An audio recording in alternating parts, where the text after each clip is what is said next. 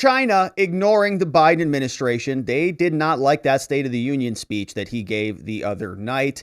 They say that it was highly irresponsible for him to say what he said about President Xi over there. We'll listen to that clip. But China's also just not responding on this balloon saga either. That got blown out of the sky. We're going to see what Lloyd says about it. And we'll also hear from Hakeem Jeffries about what is going on with China. But before we understand China's reaction, let's hear what the president said during his speech, because he called out President Xi by name. He said it like this during the State of the Union. Autocracy has grown weaker, not stronger. Name me a world leader who changed places with Xi Jinping. Name me one. Name me one. America's rallying. Autocracy has grown weaker, not stronger. Name me a world leader who changed places with Xi Jinping. Name me one. Name me one. Putin. I bet Putin would do it. America's rallying. I think Putin would probably do it. I think there's a lot of them that would do it.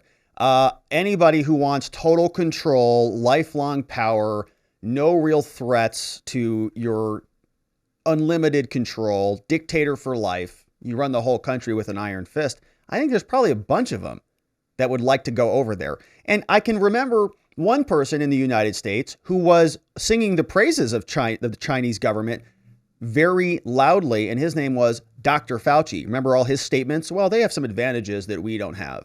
They can do certain things that we can't do. In fact, what China did was very, very praised by Fauci. They were able to lock people down even harder and mandate even harder than we were able to here. But that was the president. Name me one, as he usually does out there screaming. I don't even know if he knows what he's talking about. But Bloomberg's reporting that the Chinese did not take kindly to that, says that China blasts Biden for his highly irresponsible remarks on Xi, which means, it just feels like we're just sort of careening off the road into World War III. But Beijing lashed out at President Joe Biden for saying that the Chinese leader faces enormous problems, underscoring the renewed tensions between the two nations since the U.S. downing of the balloon. The Chinese Foreign Ministry spokeswoman, her name is Mao Ning, said on Thursday at a regular press briefing, said the following: "The U.S. remarks are highly irresponsible and they violate basic diplomatic protocols," is what they said. "We are firmly opposed to that and we condemn that." Uh-oh. They're condemning us back? We just condemned them. The U.S. House of Representatives just condemned them, and now they're condemning us back? Oh, great. Mao said in a response to a question, the Ministry of Defense said separately on Thursday that it declined to engage in talks with the United States over balloons because the use of force violates international practice and sets a bad precedent. The Chinese are unhappy that we blew up their spy balloon. They said the U.S. hasn't created a proper atmosphere for dialogue, calling it irresponsible that you blew up our civilian balloon. The Pentagon earlier said that China rebuffed U.S. efforts to arrange a call between the two countries.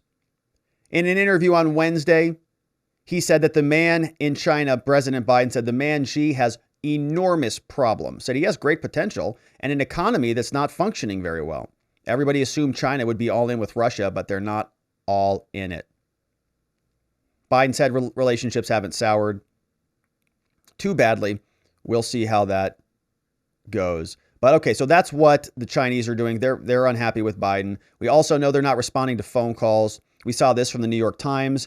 They say China isn't ready to pick up the phone after the balloon incident. Chinese officials rejected a request from the U.S. Defense Secretary to speak with his counterpart after an American jet fighter took it down.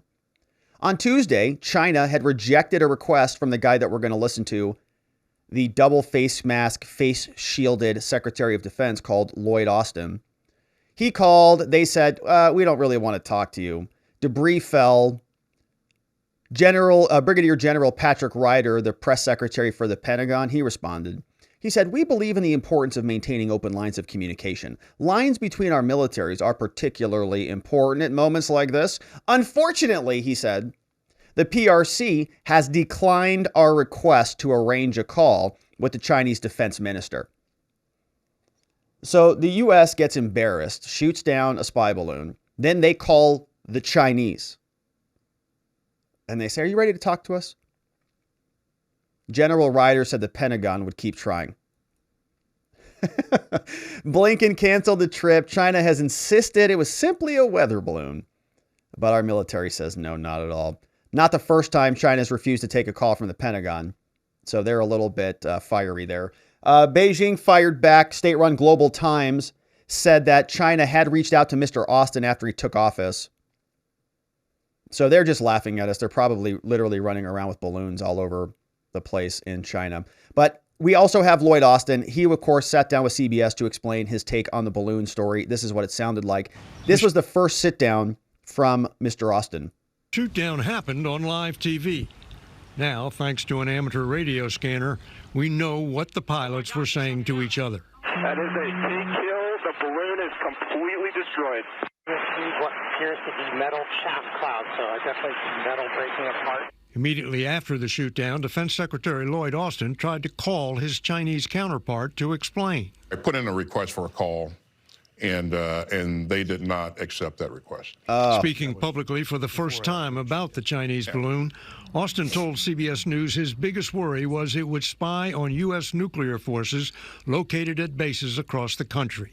All of our strategic assets, we made sure that we were buttoned down and movement was limited so that we didn't expose any capability unnecessarily. Yeah, so they didn't transfer things between different bases while they were overhead. Why? Because they could see. Strategic assets, you mean the nuclear force? Yeah. Mm-hmm.